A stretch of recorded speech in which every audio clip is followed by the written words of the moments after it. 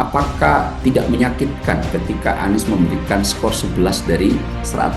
Apakah tidak menyakitkan Jokowi yang dulu diantarkan dari Solo ke Gubernur DKI menjadi kompetitor 2 periode melawan beliau? Apakah tidak menyakitkan misalnya Pak Prabowo yang kemudian harus mendapatkan uang prestasi batu tulis? Tentu hal-hal ini akan menggores luka, akan tetapi apakah itu menjadi variabel Prabowo untuk melakukan kebijakan ketika sudah menjadi presiden? Tidak.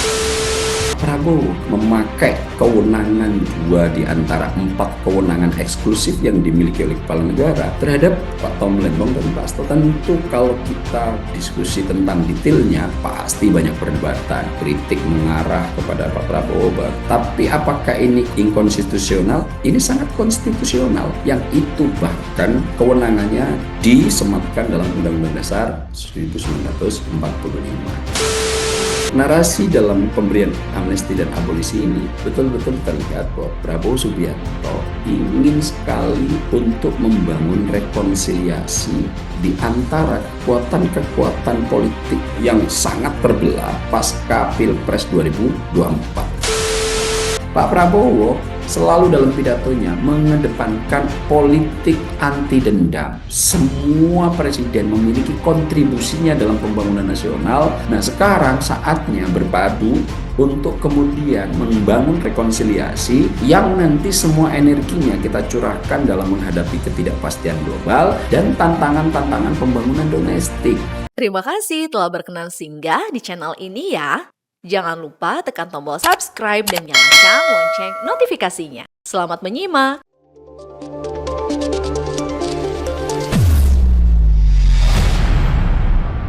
Berkolaborasi dengan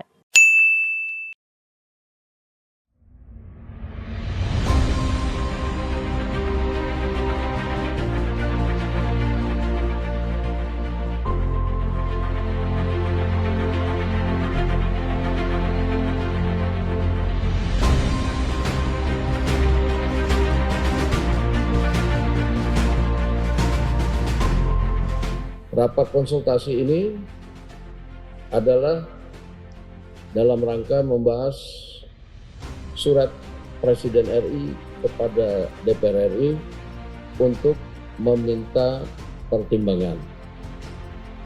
Dan tadi kami telah mengadakan rapat konsultasi, dan hasil rapat konsultasi tersebut DPR RI telah memberikan pertimbangan dan persetujuan terhadap surat Presiden nomor Pres R43 Pres 07 2025 tanggal 30 Juli 2025 atas pertimbangan persetujuan DPR RI tentang pemberian abolisi terhadap saudara Tom Lembong.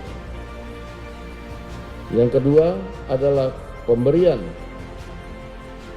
persetujuan atas dan pertimbangan atas surat Presiden nomor 42 Pres 07 2025 tanggal 30 Juli 2025 tentang amnesti terhadap 1.116 orang yang telah terpidana diberikan amnesti, termasuk saudara Hasto Kristianto.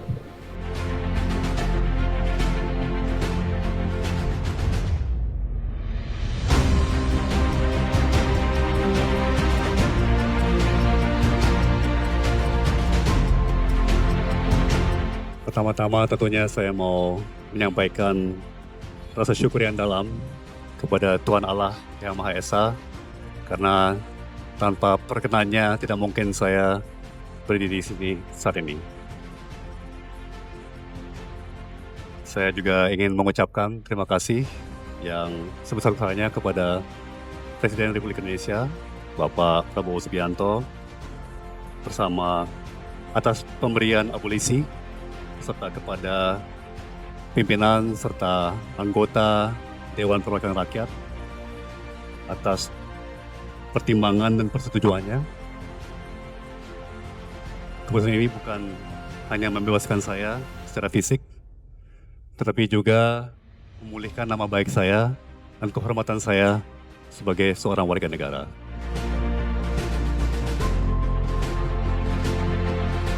Pemirsa, Presiden Prabowo Subianto resmi memberikan abolisi untuk mantan Menteri Perdagangan Tom Lembong dan amnesti untuk kader PDIP Hasto Kristianto. Abolisi dan amnesti adalah dua bentuk hak prerogatif Presiden yang berkaitan dengan penghapusan akibat hukum pidana, namun memiliki perbedaan mendasar dalam ruang lingkup dan akibat hukumannya. Pemberian amnesti dan abolisi untuk terpidana Hasto Kristianto dan Tom Lembong ini dipandang akan membuat kondisi politik di tahun 2025 sangat amat melandai. Dan untuk membahasnya pada malam hari ini kita sudah terhubung dengan Direktur Eksekutif Skala Survei Indonesia, Bang Abdul Hakim MS.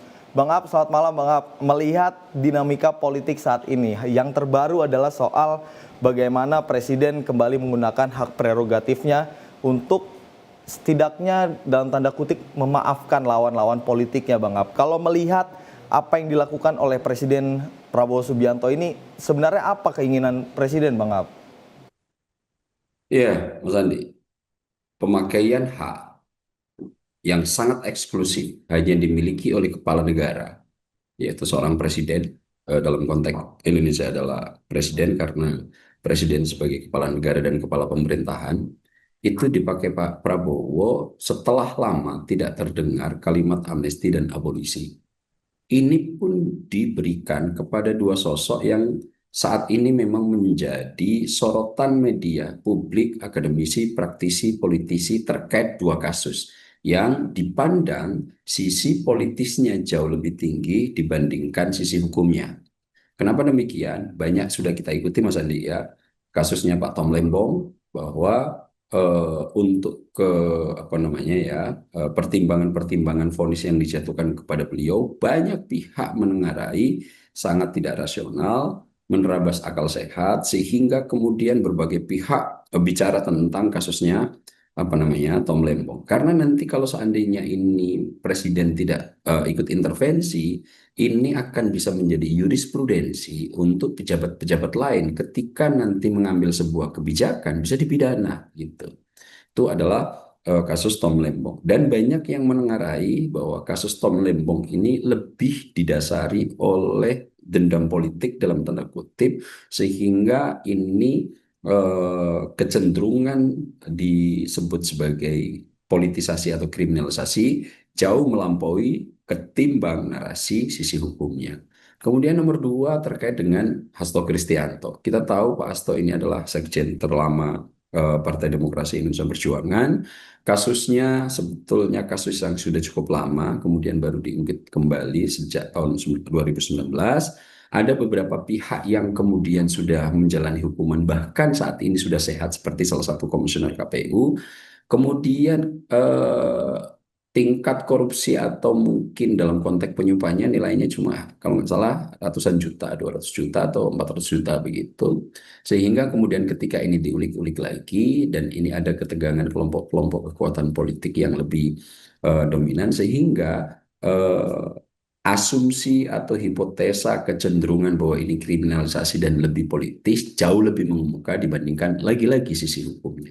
Nah, dalam dua kasus ini kemudian Prabowo Subianto menggunakan dua hak di antara 4 hak yang sebetulnya sangat eksklusif hanya dimiliki kepala negara, yaitu kalau dalam Undang-Undang Dasar itu diwadahi dengan pasal 14 gitu, ayat satunya berhak atau berwenang atau boleh memberikan gerasi dan rehabilitasi, yang ini nanti harus konsultasi dengan Mahkamah Agung. Tapi nomor 2 itu boleh berhak untuk mengeluarkan amnesti dan abolisi. Amnesti ini kecenderungannya lebih banyak dalam kasus-kasus politik gitu, meskipun dalam sejarah Indonesia ada itu amnesti yang diberikan dalam kasus non politik terhadap guru yang merekam percakapannya dengan kepala sekolah terkait pelecehan yang baik Nuril itu adalah kasus amnesti yang diberikan di luar kasus politik. Tapi secara keseluruhan kalau amnesti di berbagai negara pun yang ada di Indonesia lebih cenderung diberikan kepada kasus-kasus politik atau pengampunan terhadap proses hukum yang lebih banyak kecenderungannya dilatari oleh variabel politik. Kemudian kalau abolisi adalah kasus yang dihentikan, lebih kecenderungannya untuk kasus-kasus hukum yang masih berjalan dan masih berproses di pengadilan. Nah, Pak Prabowo kemudian memakai kewenangan dua di antara empat kewenangan eksklusif yang dimiliki oleh kepala negara terhadap Pak Tom Lembong dan Pak Hasto Kristianto. Tentu kalau kita diskusi tentang detailnya, pasti banyak perdebatan. Kritik mengarah kepada Pak Prabowo bahwa telah melakukan intervensi hukum yang punya kecenderungan untuk nanti melemahkan pemberantasan korupsi. Tapi apakah ini konstitusional atau inkonstitusional? Ini sangat konstitusional bahwa presiden itu diberikan kewenangan melakukan intervensi hukum yang itu bahkan kewenangannya disematkan dalam Undang-Undang Dasar 1945. Nah, saya melihat lebih jauh dari ini bahwa ada upaya-upaya tertentu dari Prabowo Subianto yang kemudian kenapa ini diambil dan berpotensi menghadapi risiko yang cukup luar biasa. Apa itu? Narasi dalam pemberian amnesti dan abolisi ini betul-betul terlihat bahwa Prabowo Subianto ingin sekali untuk membangun rekonsiliasi di antara kekuatan-kekuatan politik yang sangat terbelah pasca Pilpres 2024. Dan untuk melakukan rekonsiliasi ini tidak kemudian diambil secara sekuel gitu, tidak secara partisan. Kekuatan-kekuatan politik itu kemudian coba dirangkul dengan representasi misalnya dari kasus amnesti dan abolisi. Kita tahu dua orang yang sekarang diberikan pengampunan ini, baik dalam konsep amnesti dan abolisi, adalah kalau bisa kita sederhanakan merupakan perwakilan dari kompetitor Pak Prabowo di Pilpres 2024. Kenapa saya bisa ngambil kesimpulan dan simplifikasi agar kita mudah memahami? Kita tahu Tom Lembong adalah salah satu tokoh yang kuat berada di belakang capres kompetitor Prabowo Subianto di kelompok Anies Baswedan. Kemudian Hasto Kristianto adalah sosok yang kemudian kuat untuk menjadi kompetitor Pak Prabowo di belakang Ganjar Pranowo. Nah, dua-duanya saat ini coba dirangkul oleh Prabowo Subianto dalam konteks rekonsiliasi. Nah, Pak Prabowo dalam mengambil ini bukan tanpa resiko. Resikonya sangat jelas. Kritik akan meluas dan ini sudah diwakili oleh beberapa stakeholder. KPK bicara kuat, Novel Baswedan bicara kuat, kemudian beberapa masyarakat sipil juga sudah bicara kuat. Tapi Pak Prabowo, saya yakin sudah menghitung ini semua. Jangankan untuk kritik, demi rekonsiliasi Pak Prabowo rela melakukan intervensi hukum dengan menggunakan kekuasaan yang sangat eksklusif dan jarang sekali pakai oleh seorang presiden pada kasus Tom Lembong dan Hasto Kristianto. Tentu ini adalah langkah dari Prabowo Subianto untuk segera dapat melakukan pembentukan emulsi politik baru dalam konteks menghadapi situasi internal domestik yang saat ini butuh perhatian khusus dan juga situasi global yang saat ini sangat tidak pasti. Bahkan kecenderungan perang akan terus menjalar. Saat ini sudah merembet di tetangga kita di Asia Tenggara, di mana Kamboja dan Thailand sudah bersitegang untuk saling kirim rudal. Nah, tentu hal-hal yang seperti ini kita tidak punya lagi kemewahan untuk terbelah. Ada baiknya semua elit-elit politik itu nanti bersatu padu untuk menghadapi ketidakpastian baik dalam sektor domestik atau internasional, dan upaya ini yang saya lihat sedang dilakukan dengan keras oleh Prabowo Subianto. Baik Bang Ab, ini kan bisa dilihat bagian dari strategi untuk melakukan rekonsiliasi oleh Presiden Prabowo Subianto. Kalau ada sejumlah pihak yang menyebut kalau memberikan amnesti terhadap Hasto Kristianto sebagai wujud untuk kepentingan para elit. Kemudian untuk kasus Tom Lembong di sana diberikan abolisi, ini untuk kepentingan publik seperti itu. Nah, kalau dari pandangan Bang Ab melihatnya seperti apa Bang Ab, pernyataan atau penilaian yang seperti itu Bang Ab? Nah, kalau dari sudut pandang saya Mas Andi ya, dikotomi antara elit dan juga masyarakat khalayak publik itu bagi saya sebuah hal memisahkan dua mata sisi koin yang berhadapan-hadapan. Sebetulnya dalam melihatnya kita tidak bisa mendikotomi total antara koin di sisi sebelah dan sebelahnya. Memang nanti secara visual, secara grafis berbeda, akan tetapi ini adalah merupakan satu kesatuan. Jadi kalau kita nanti bicara elit, tentu imbas dari elit dalam sistem politik kita akan merambah ke sisi publik. Pun demikian sebaliknya, ketika sisi publik bermasalah, maka lambat laun juga ini akan sangat berpengaruh dari sisi elit. Jadi Pak Prabowo saya lihat menggabungkan dua sisi ini sekaligus dengan satu kebijakan, satu keberanian, mengintervensi hukum dengan kekuasaan dan kewenangan tertinggi yang dimiliki oleh Prabowo Subianto dalam kaitan apa? Di dua sisi ini harus segera dibikinkan equilibrium baru.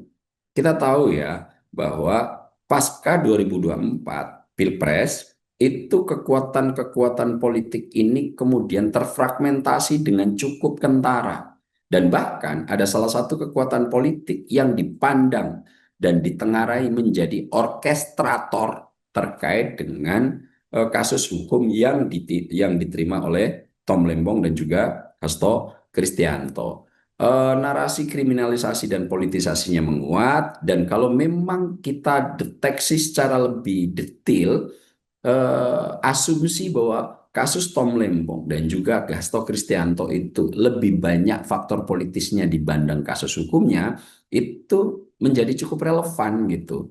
Kenapa? Kita tahu tadi pertimbangan vonis terhadap Tom Lembong betul-betul bagi masyarakat luas, jangankan orang yang paham hukum, dari kalangan awam aja mempertanyakan serius terkait dengan argumentasi kenapa kemudian vonis lebih dari 4, kalau nggak salah 4,5 tahun itu diberikan kepada Tom Lembong. Demikian halnya juga dengan kasus Hasto Kristianto. Kasusnya sudah tahun 2019, kemudian sudah ada yang sudah ada yang divonis hukuman, bahkan sudah bebas, tapi kemudian untuk Hasto Kristianto baru hari ini kemudian dinaikkan ke permukaan. Dan Bu Megawati dengan sangat keras kemudian mencoba untuk melawan dalam tanda kutip kriminalisasi yang dibahasakan oleh PDIP terhadap Hasto, dan akhirnya daripada Prabowo Subianto melihat ini akan berpotensi menjadikan instabilitas elit dan politik nasional, akhirnya Prabowo Subianto mengeluarkan diskresi dan kewenangan tertingginya untuk intervensi di bidang hukum. Apa itu? Memberikan amnesti dan abolisi misalnya. Bang Ab, ini kalau melihat dari apa yang dilakukan oleh Presiden Prabowo Subianto soal amnesti dan abolisi ini, kalau melihat dari konstelasi politik ya Bang Ab, di tahun 2025 ini dulu deh, melihat dinamika politik tahun 2025 ini banyak yang mengartikan kalau akan sangat amat landai. Pandangan Bang Ab seperti apa Bang? Malah justru sebaliknya, sebetulnya politik di 2025 ini akan menghangat, mungkin bukan dalam arti sesungguhnya akan ada banyak gerakan-gerakan ekstra parlementer, akan tetapi menghangatnya ini seperti kalau kita analogikan api dalam sekam, Mas Andi, bahwa kelihatan baik-baik saja di permukaan, sekapnya masih tertumpuk rapi, tapi asapnya itu kemudian muncul dari tengah-tengah bara yang sedang menghanguskan skam-skam yang sedang menumpuk. Jadi memang di permukaan skamnya masih utuh, akan tetapi di dalamnya api bara sedang bergolak. Bagaimana konstelasinya api ini menyulut ke arah mana, itu memang tidak terlihat di permukaan. Maka saya sangat meyakini dalam waktu dekat dengan upaya Pak Prabowo untuk membangun rekonsiliasi ini bukan sesuatu yang sederhana, Mas Andi. Ini dibutuhkan seni cukup luar biasa hebat, dibutuhkan kejelian pengelolaan yang cukup harus memadai, karena tanpa itu semua, kalau seandainya pengelolaan yang saat ini dilakukan, seni yang sedang dilakukan Prabowo Subianto dalam konteks untuk melakukan rekonsiliasi dalam konteks kepentingan nasional, atau dalam bahasa saya mungkin emulsi politik yang ingin dibangun Pak Prabowo demi lancarnya ide pembangunan serta berbagai macam program yang telah disusun oleh Prabowo Subianto, ini juga butuh sisi seni pengelolaan kekuasaan yang cukup memadai. Nah, kalau ini nanti tidak cukup baik dikelola oleh Prabowo Subianto, mungkin skam yang saat ini masih ada di dalam api yang masih ada dalam sekam ini akan terus membesar. Dan konsekuensinya tentu nanti Pak Prabowo dalam waktu dekat, saya sangat yakin akan ada langkah-langkah berikutnya. Dan langkah-langkah berikutnya inilah yang patut kita tunggu. Apa yang akan dipilih oleh Prabowo Subianto dalam rekonsiliasi ini? Apakah nanti pakai narasi? Apakah pakai kewenangan formalnya? Ataukah nanti Pak Prabowo hanya cukup untuk meminjam sosok-sosok tangan ketiga dalam konteks melakukan konsolidasi? Nah, langkah-langkah inilah yang patut kita tunggu dalam mungkin ya asumsi saya tidak akan sampai dalam 1 tahun pemerintahan Prabowo Subianto. Baik Bang Ab, kalau persoalan dari dilepaskannya dari jerat hukuman Tom Lembong dan juga Hasto Kristianto, ini kan tentunya ada faktor politis di sana.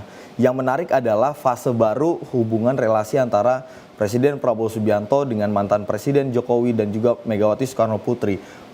Dari ketiga tokoh ini Bang Ab, sebenarnya Presiden Prabowo ini kan berada di tengah-tengah Bang Ab.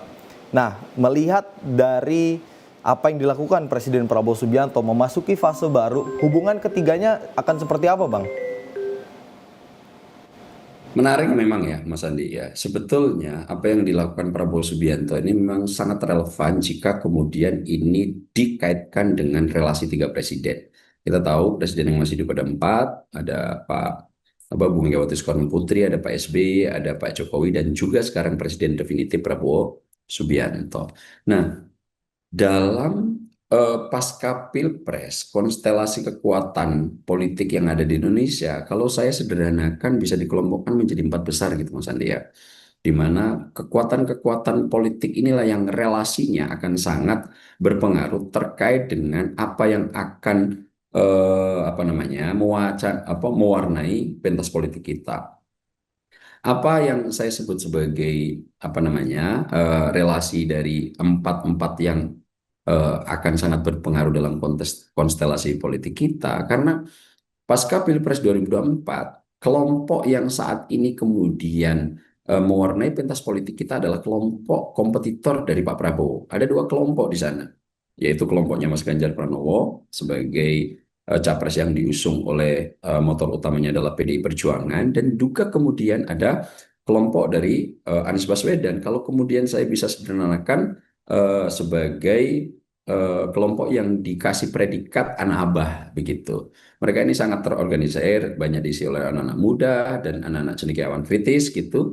Kemudian kelompok berikutnya adalah kelompok yang kemudian di luar garis ini, misalnya militer tradisional, purnawirawan, dan kelompok-kelompok sipil yang secara periferi mengitari capres-capres 2024 gitu. Siapa kelompok yang keempat? Tentu adalah kelompoknya Pak Prabowo Subianto. Nah, dalam konteks ini kemarin di Pilpres 2024 Pak Prabowo sedang mesra dengan Pak Jokowi. Kemudian artinya Pak Jokowi itu dipandang sebagai representasi total Prabowo Subianto. Sehingga relasinya adalah Prabowo Jokowi. Kemudian di kekuatan yang lainnya adalah anak abah, representasi dari kelompoknya Anies Baswedan, dan juga PDIP sebagai motor utama pengusung Ganjar Pranowo. Nah, di sisi lain ada periferi yang mengitari kelompok-kelompok militer tradisional, purnawirawan, kemudian masyarakat-masyarakat sipil, ormas itu berada di sisi pinggir-pinggir dari relasi ini. Nah, dalam relasi kekuatan ini akhirnya disematkan total bahwa Prabowo Subianto masih juga tidak bisa lepas dari bayang-bayang Joko Widodo. Bahkan waktu itu narasinya adalah ada matahari kembar, di mana Prabowo Subianto yang berkoalisi dengan Joko Widodo untuk naik ke tampuk kekuasaan presiden, ini akhirnya seolah-olah Prabowo narasinya masih ada di kungkungan dalam tanda kutip Pak Jokowi. Nah, waktu diskusi kita mungkin bulan yang lalu, kita kan sudah sempat melakukan analisis Mas Andi bahwa Prabowo Subianto tidak akan secara sarkas kemudian mendefinisikan kekuasaannya sendiri dengan segera. tentu Pak Prabowo akan lambat laun karena sifat emulgator. Kalau bahasa Mas Andi tadi adalah berdiri di tengah. Ini harus bisa mewadahi orbit-orbit kekuatan politik yang ternyata mataharinya belum pada, tapi masih. Nah, dari sektor ini Prabowo Subianto harus cukup hati-hati dalam pengelolaannya. Nah, itu kenapa waktu itu kita diskusikan Pak Prabowo tentu tidak akan mencederai hubungan dengan siapapun. Dengan Pak Jokowi akan dia tetap rawat dengan baik, dengan Bu Mega akan tetap dia rawat dengan baik, dengan kelompok-kelompok yang lain misalnya Pak SBY juga akan dirawat dengan baik, sembari kemudian secara perlahan Pak Prabowo akan mendefinisikan kekuasaannya dan juga akan berperan sebagai pembuka dan penutup katup agar semua orbit yang ada di sekelilingnya menjadi balance gitu. Dan menjelang setahun pemerintahan ini, apa yang kita diskusikan atau kita proyeksikan benar terjadi, Mas Andi. Di awal-awal pemerintahannya, asumsi kita bahwa Pak Prabowo akan membentuk kabinet yang sangat besar. Kabinet yang kalau dalam konteks bejana berhubungan itu untuk membangun balancing kekuatan-kekuatan ceruk bejana antara satu dengan yang lain agar seimbang gitu.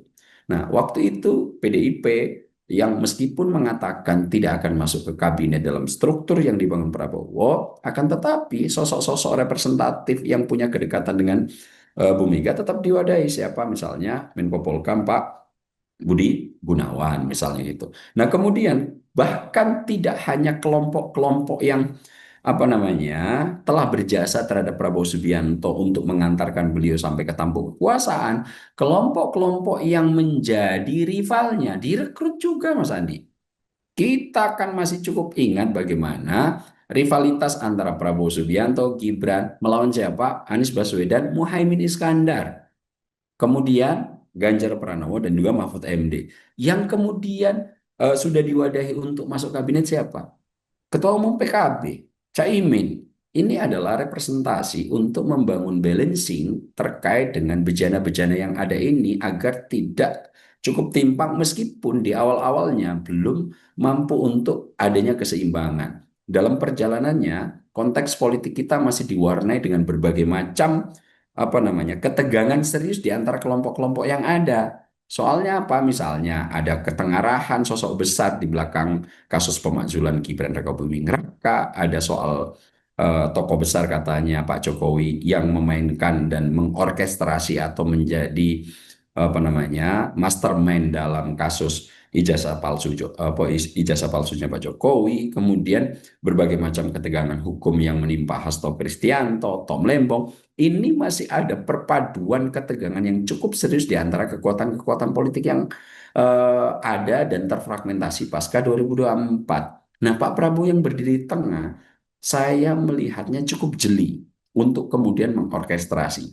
Selain membuat wadah yang cukup besar, ternyata belum selesai ini. Harus ada situasi khusus yang diambil Prabowo Subianto dalam konteks langkah politik taktis agar kekuatan-kekuatan politik yang saat ini masih terus bersetegang ini segera dilumerkan, segera kemudian dibuat seimbang, kesetimbangan di antara kekuatan politik yang ada ini. Jangan lagi ada yang airnya lebih tinggi atau wadahnya lebih luas, atau yang sebagian kecil, kapilernya lebih kecil untuk kemudian mendapatkan saluran-saluran. Kenapa kemudian Prabowo sampai harus menggunakan kekuasaan untuk melakukan intervensi di sektor hukum? Ini kalau saya kemudian ingat-ingat, Mas Andi, ada seorang filsuf pemikir hebat yang meninggal tahun 80-an, namanya Foucault gitu. Ini adalah seorang filosof dan ahli sejarah Prancis gitu, juga seorang ahli genealogi gitu. Foucault ini dalam konteks pembahasan kekuasaan mendefinisikan kekuasaan yang tidak lazim, bahwa sebetulnya menurut Foucault kekuasaan itu tidak ansih dimiliki oleh individu, misalnya seperti Prabowo Subianto, dan juga tidak ansih dimiliki oleh kelembagaan seperti kepresidenan. Tapi sebetulnya kekuasaan itu muncul, bagaimana satu bisa mempengaruhi yang lain, itu berasal dari relasi di antara semua kelompok-kelompok bagaimana itu kemudian mendapatkan saluran. Jadi lebih dari apa namanya teori struktural kelembagaan, kekuasaan merupakan kalau kata Foucault itu kekuasaan tidak dimiliki oleh individual atau kelembagaan, tapi kekuasaan itu sangat tergantung dari aliran relasi lembaga-lembaga yang ada.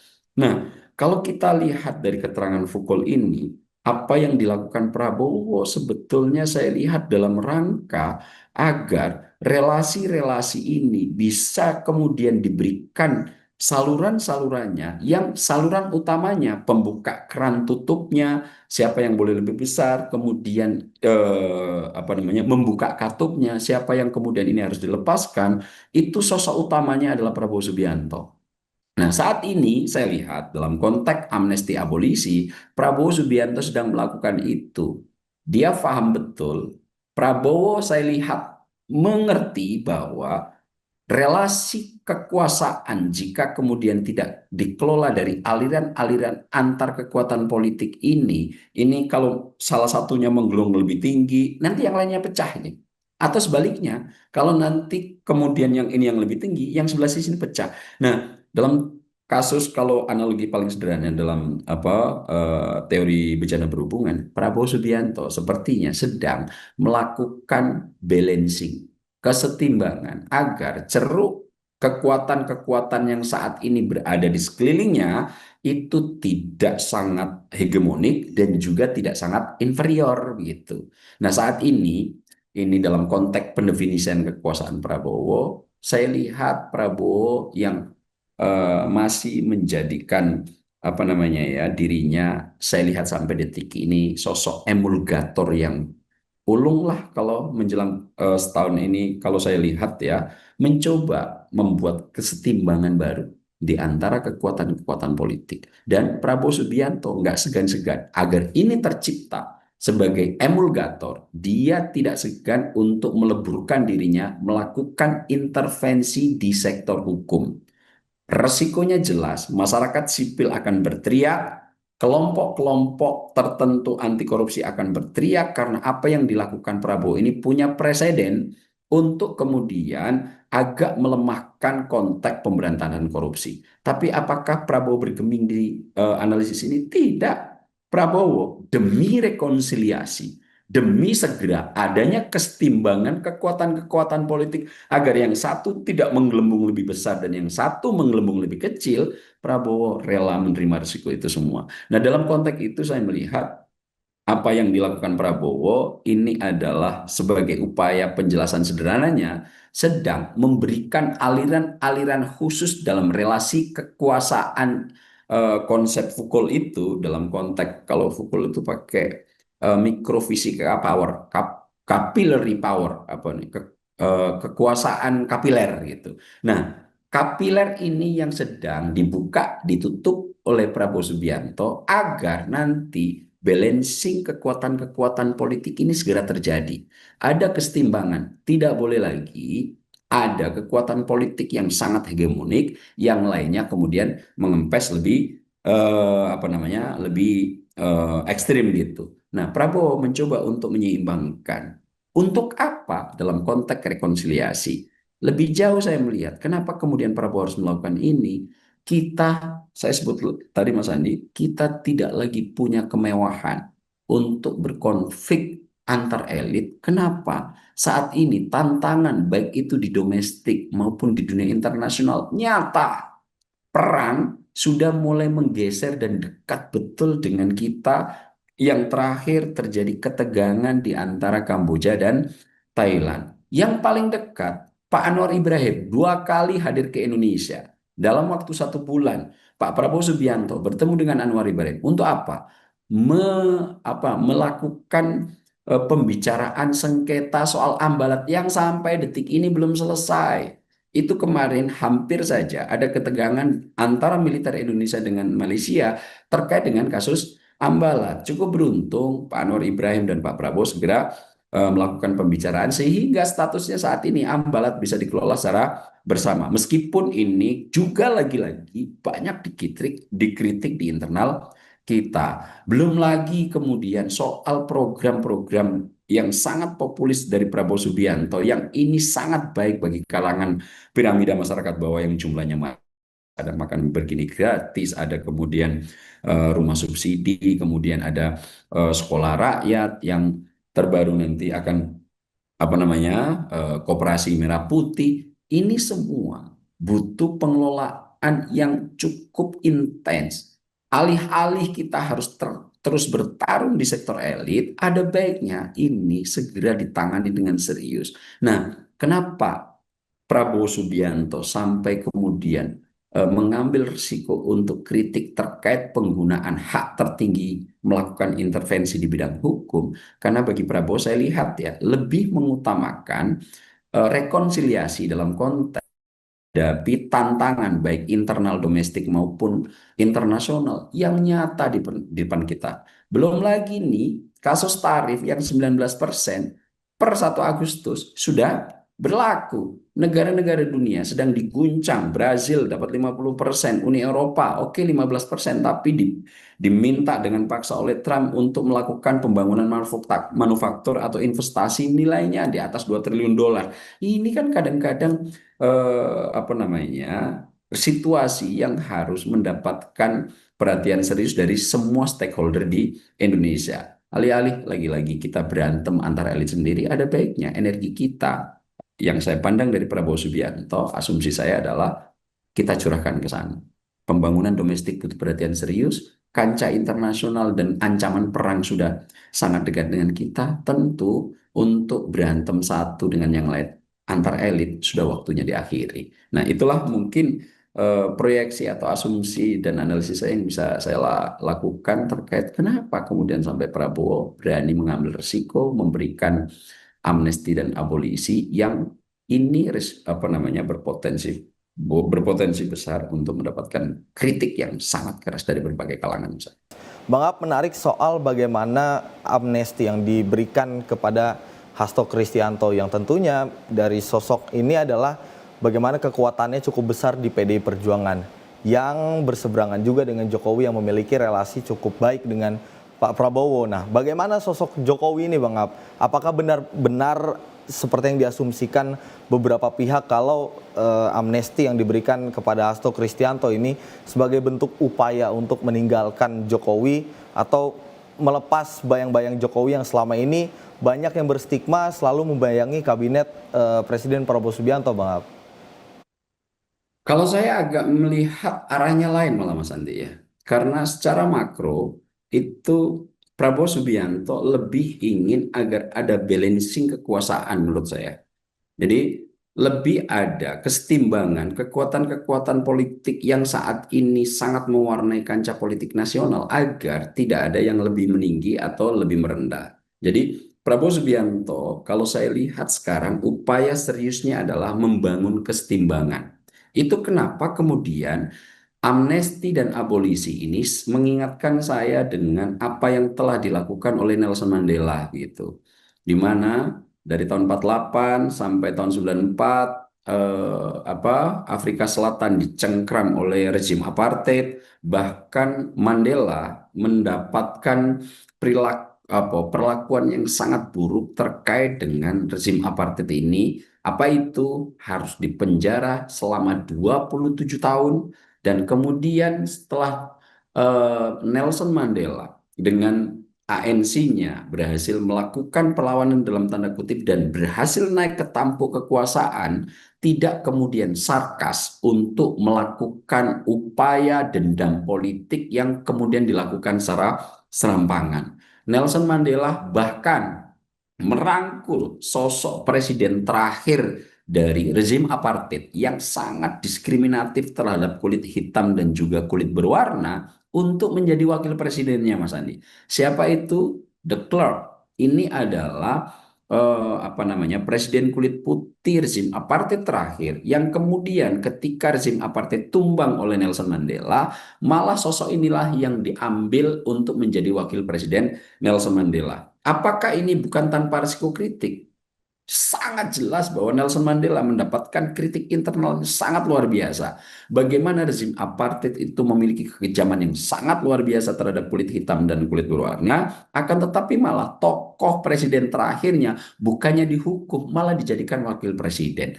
Akan tetapi jauh dibalik detailing tentang kritik terhadap Nelson Mandela menerabas itu.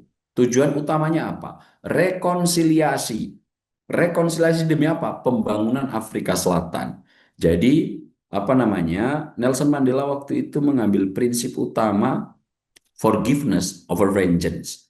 Alih-alih melakukan upaya balas dendam yang sangat total terhadap rezim apartheid, Nelson Mandela lebih memilih jalur memaafkan. Meskipun Nelson Mandela akhirnya bikin TRC untuk mendeteksi semua pelanggaran HAM rezim apartheid, itu dilakukan sebagai wujud untuk mengungkap kebenaran. Tapi tujuan utamanya bukan untuk menghukum, tapi kemudian memberikan pengampunan. Bentuknya apa? Amnesti.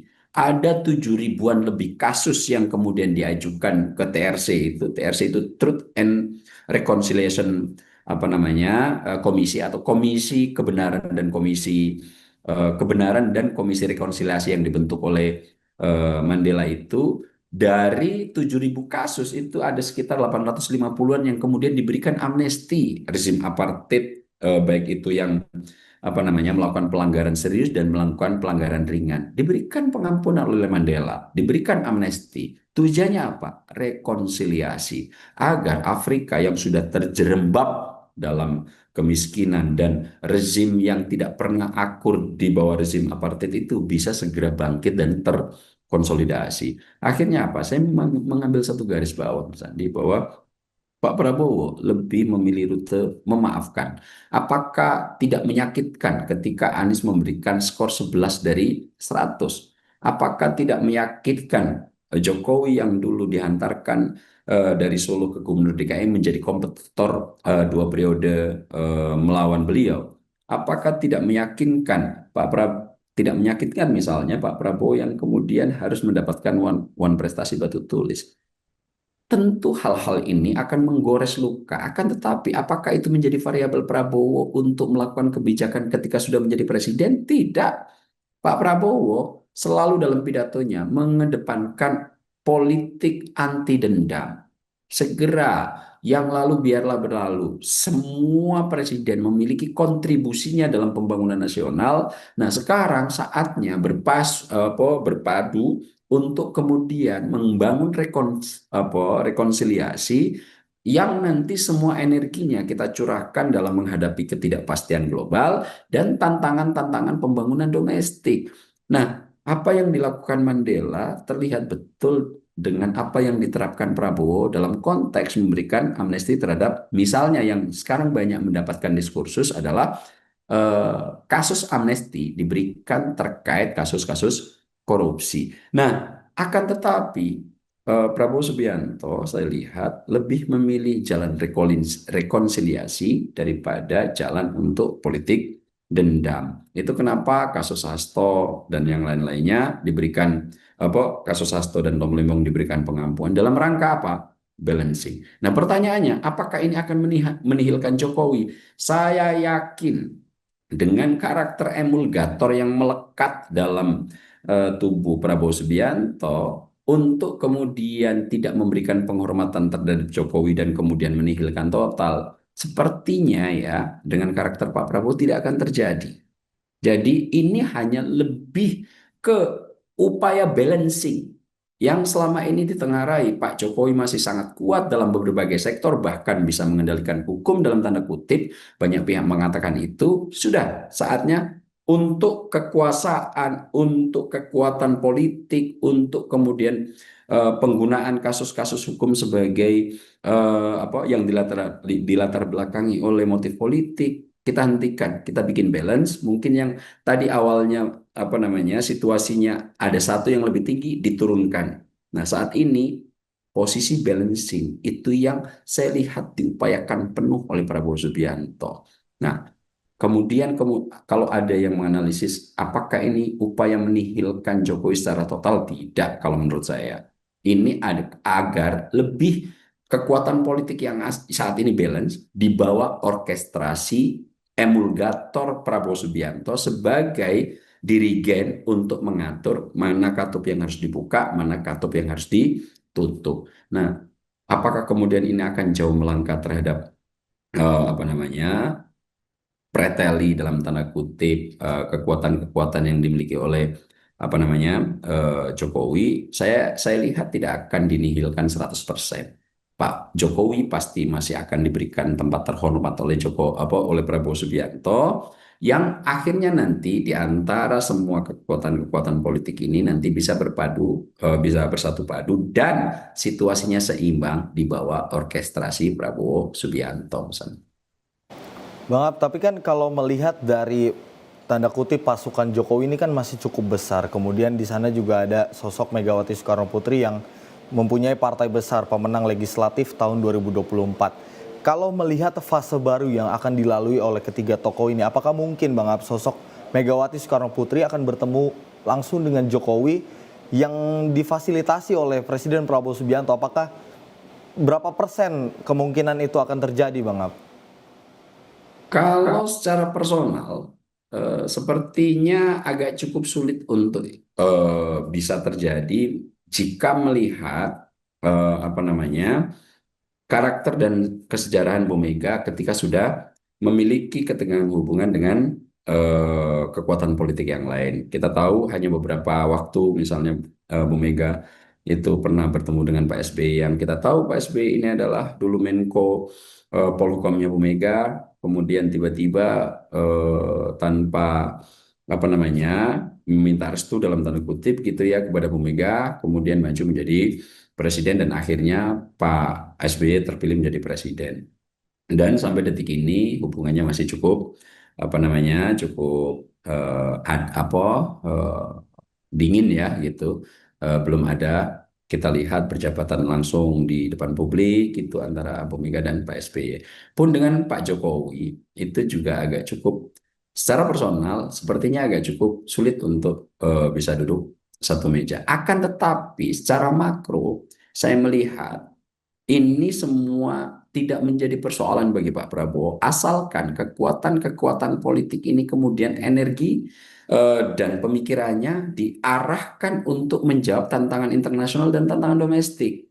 Bahkan saya kadang-kadang membayangkan ini mungkin ya yang ada di kepala beliau, Pak Prabowo Subianto, membayangkan bahwa peringatan 17 Agustus tahun 2025 ini empat presiden ini hadir, kemudian duduk satu meja, begitu ya.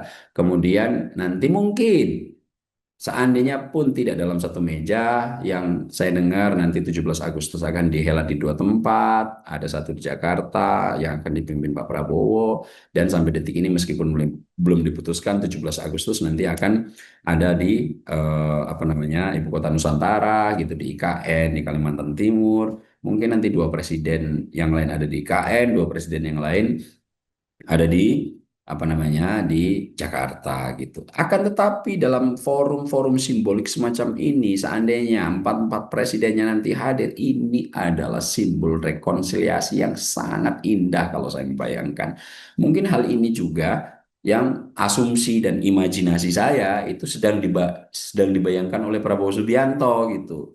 Ada baiknya ini secara simbolik empat presiden yang masih membersamai kita ini nanti pas 17 Agustus tahun 2025 meskipun tidak dalam satu meja tapi dalam satu frame perayaan 17 Agustus empat-empatnya hadir gitu. Mungkin nanti di Jakarta saya membayangkan nanti ada Pak SBY, ada apa namanya? Ada Pak Bu Mega, kemudian nanti di IKN misalnya ada Pak SBY, ada Pak Jokowi misalnya begitu. Nah, mungkin ini imajinasi liar saya saja Mas Andi. Saya membayangkan Pak Prabowo sedang melamunkan ini menjadi kenyataan sebagai simbol rekonsiliasi. Dan bayangan-bayangan ini indikatornya sudah kita lihat gitu. Apa itu? Memakai kewenangan tertinggi untuk melakukan intervensi hukum kepada perwakilan secara simbolik dua kompetitor dalam Pilpres 2025. Siapa itu? Kelompoknya Anies Baswedan melalui abolisi. terhadap Tom Lembong dan Hasto Kristianto sebagai representasi kompetitor Pak Prabowo, Mas Ganjar Pranowo, dan PDIP. Nah, dalam konteks ini apakah menihilkan Pak Jokowi? Saya yakin tidak. Ini hanya memberikan pengimbang terhadap Pak Jokowi yang dipandang punya power berlebih. Dan ini nanti akan diayak sama Pak Prabowo sebagai sosok konduktor dan emulgatornya untuk ini tidak boleh lebih membesar, ini tidak boleh mengecil, kalian semua harus balance. Nah, ketika kekuatan-kekuatan politik nanti seimbang, Mas Andi, kecenderungan untuk instabilitas oleh masing-masing kekuatan terjaga. Mungkin inilah yang disebut sebagai equilibrium baru yang ingin diharapkan Prabowo, sehingga nanti kesetaraan power terhadap kapiler-kapiler yang berrelasi ini tidak kemudian bisa saling menihilkan. Biasanya Mas Andi, kalau orang kuat berhadapan dengan orang kuat untuk berbenturan akan berpikir berulang-ulang. Nah, situasi ini yang saya bayangkan sedang diharapkan Prabowo, sehingga semua program, semua cita-cita Prabowo untuk bayangan Indonesia ini harus kuat, harus berdaulat, harus bangga, harus tidak diinferiorkan lagi oleh asing. Kita yang punya kekayaan alam cukup luar biasa ini bisa membuat kita tengadah gitu, sehingga kalau nanti stabilitas politik dengan equilibrium atau kesetimbangan kekuatan politik ini terjadi, Pak Prabowo lebih leluasa untuk mengeksekusi semua ide dan gagasannya, Mas Agus.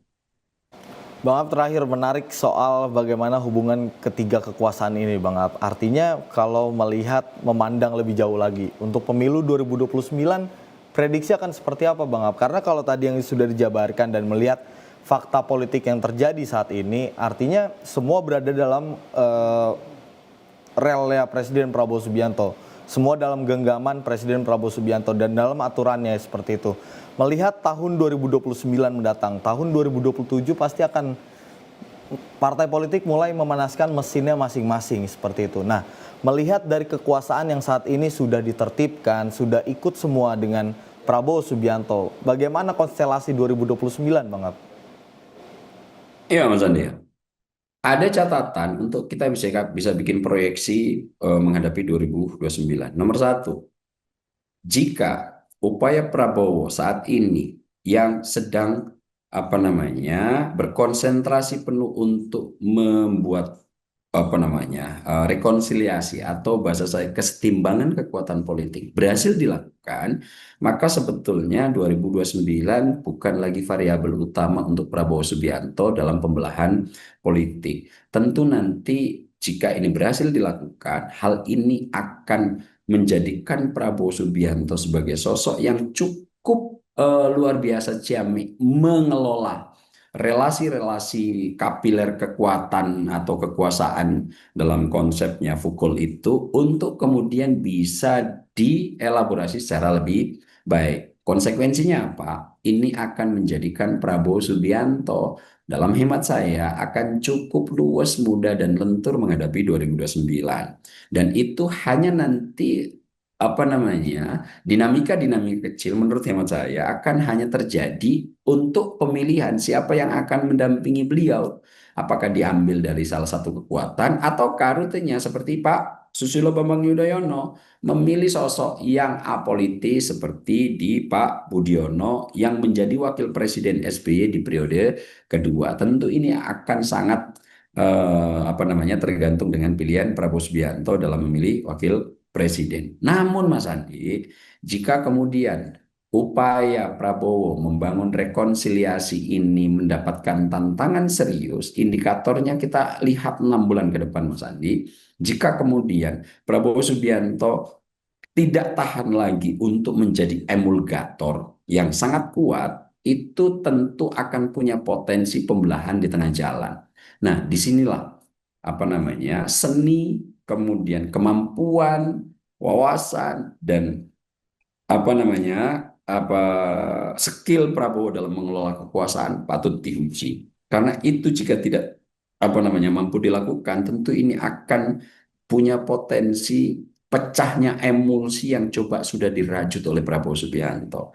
Namun sampai setahun menjelang pemerintahan Prabowo Subianto, saya melihat emulsi politik yang coba diramu Prabowo Subianto dalam konteks rekonsiliasi politik saat ini masih menguat karena variabel utamanya Prabowo Subianto sebagai molekul emulgator masih cukup tahan untuk kemudian menjembatani molekul-molekul lain yang sangat berbeda ini untuk tetap menyatu.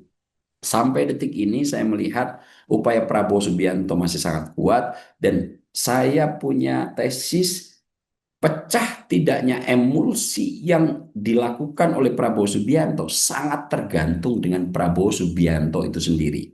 Jika ia kuat terus menjadi molekul pengikat di antara kekuatan-kekuatan politik yang ada, saya yakin proyeksi yang pertama yang akan terjadi Mas Andi tahun 2029 nanti tidak cukup menjadi variabel bagi Prabowo Subianto untuk menjalani kontestasi. Apakah ada kompetitor? Saya yakin pasti ada. Akan tetapi nanti menurut kesejarahan politik Indonesia, presiden yang menjabat 2 periode di periode kedua kontestasi cukup mulus dijalani.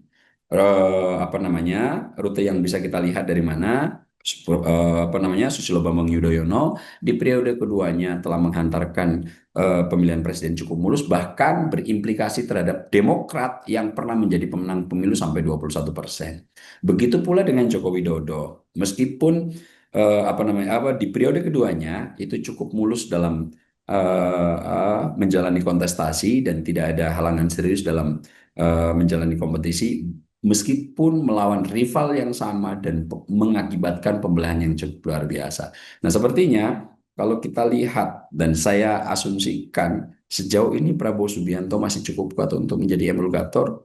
Sisi kebijakannya juga mengiris piramida bawah, meskipun ada riak-riak kecil yang kemudian mengkritisi kebijakan populis Prabowo, tapi saya lihat tidak kemudian bisa menyasar penuh terhadap masyarakat umum. Masyarakat masih cukup happy dengan apa yang dilakukan oleh Prabowo Subianto. Jadi terakhir Mas Andi, Prabowo Subianto apakah ini akan mulus menghadapi pembelahan 2024? Sangat tergantung Prabowo Subianto sendiri. Apakah emulgator ini akan tetap bisa dipertahankan sehingga emulsi politik yang sudah dibangun setahun terakhir tidak pecah. Ya, balik lagi bagaimana nanti Presiden Prabowo Subianto bagaimana mengelola semua kekuatan ini yang sebenarnya sudah dari awal dirajut, jangan sampai kusut nanti menjelang 2029 seperti itu Bang Ab ya. Bang Ab, sekali lagi terima kasih banyak sudah mau berbincang terkait dengan topik pada malam hari ini. Semoga nanti masih bisa bertemu lagi dan tentunya dinamika politik tentunya masih sangat seru untuk dinantikan karena terkait dengan abolisi dan amnesti ini juga sebenarnya sebuah hal yang cukup menggemparkan publik seperti itu. Nanti kita nantikan lagi seperti apa dinamika perpolitikan di Indonesia dan tentunya akan kita bahas lebih mendalam lagi dalam sorotan utama. Bang Ab, sekali lagi terima kasih banyak. Sehat selalu Bang. Terima kasih Mas Andi. Terima kasih sudah menonton video ini sampai akhir ya. Agar tidak tertinggal video-video kami selanjutnya, yuk jangan lupa tekan tombol subscribe dan nyalakan lonceng notifikasinya. Dan untuk berdiskusi silahkan tulis pendapatmu di kolom komentar ya.